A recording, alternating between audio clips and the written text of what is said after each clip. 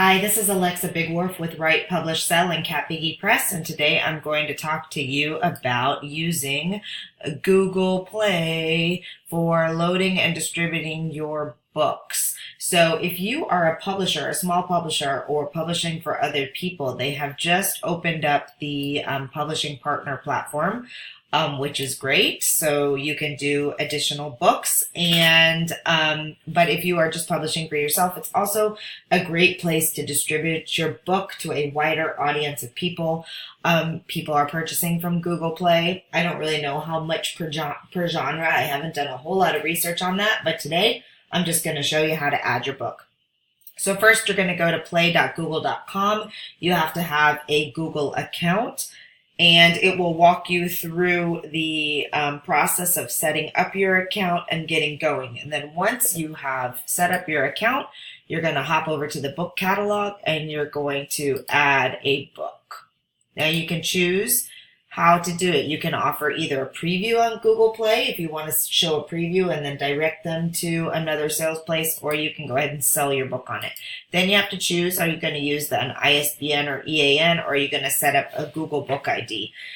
If you have not assigned an ISBN to your book, because so far you've only published on Amazon, then you have two choices. You can either go ahead and get an ISBN for your book, which is the preferred option, because if you are distributing widely and trying to get into Overdrive and all those places, you will need an ISBN.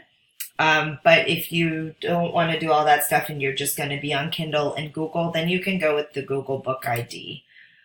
And I already have the ID that I want for this book. I already copied and pasted that, so we're going to put that in there. Okay, then you're going to fill out all the details about your book. It already has the publisher because I am under the publisher thing. So I'm going to pause this recording while I fill in this information because you don't need to watch me do all of that. Okay, I've filled in all of the content, the description, title, subtitle. It's already got the ISBN, the publication date. If it was part of a, if it was print, you would put in the page count, series name, series number, whether or not it is for mature audiences or not, if it has a minimum age or maximum age. And then down here is kind of cool because if you have it printed in other renditions, or if you're doing another language version, or all of those things, if it's part of a bigger book, or however, if it's got a related book, you can add that information in here. So I chose the alternative format and put in the ISBN for the paperback version. So once we have an audiobook, we could probably also add the audiobook. Yep, it gives you digital, hardback, audiobook as alternative format. So that's pretty cool to make sure that all of your books are up here. Now it's going to let you pick out the BISAC. So we're going to do that based on the primary. We'll see what we can have. This is the primary one on there. I'm going to double check the Kindle format and see if it comes up with a better option. Okay, we'll see what, oops.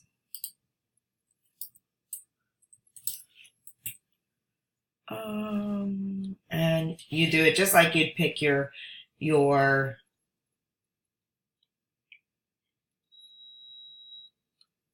subgenre on any other place. This is the first time I've used this, so please bear with me. We are just looking through here. Okay, so this is where it looks like we're going to go right here and pick that one as the main one. You can add other genres. See if it'll pull up self-help. It's going to let you know if it doesn't like it or not. So, you know, you can add a couple of different ones in there based on, it'll probably, my guess is 3, but we're going to find out. So remember that a lot of the Kindle categories are not official BISAC codes. So this is probably where we're going to get the best luck here. Let's see. Love and loss.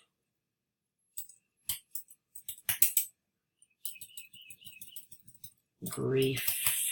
Here we go. Christian, death, grief, and bereavement right there. And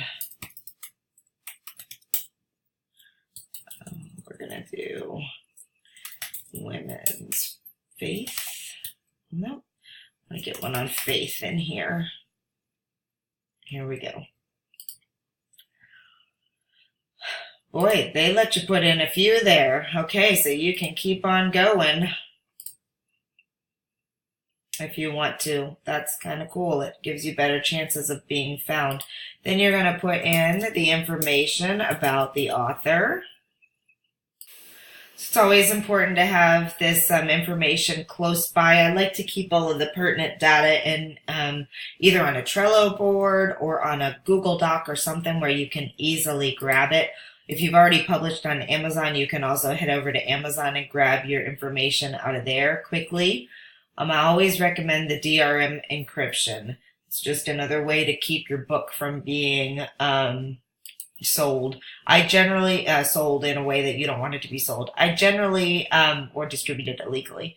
I generally go with whatever their recommended limit is.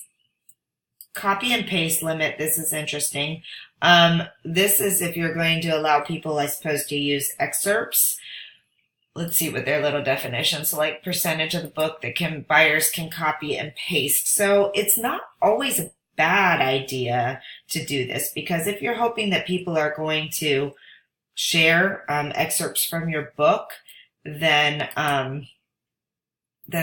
that's kind of cool that they can do that right there. Your book is copyrighted, so, I mean, you run the risk of somebody copying a whole paragraph or a whole page and putting it on their blog. So this is just your comfort level on how much you trust people. Honestly, at the beginning, before you've sold a lot of copies, before you've built the platform around your book, it's probably safer to put that at 0. And then once you are recognized more as a thought leader in your book area, then you can go on. But that's completely up to you. I'm not telling you which way to do that. That's a little bit beyond, I don't want to do that. Let's just put it there.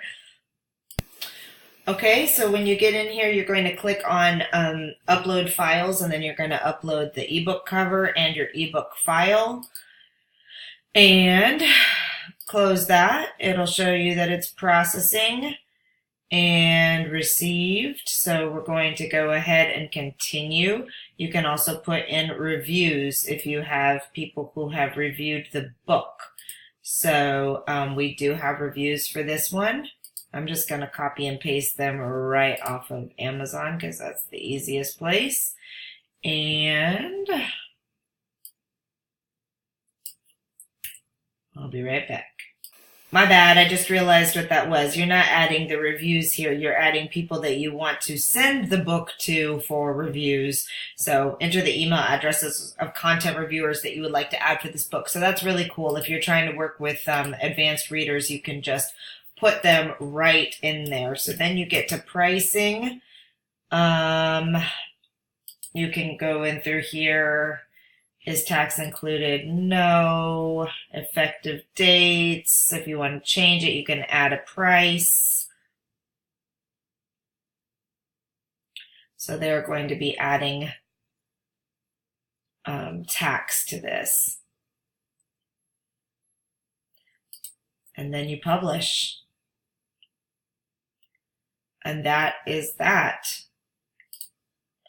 Now, there's the book. Needs action. Your book is not live. Okay.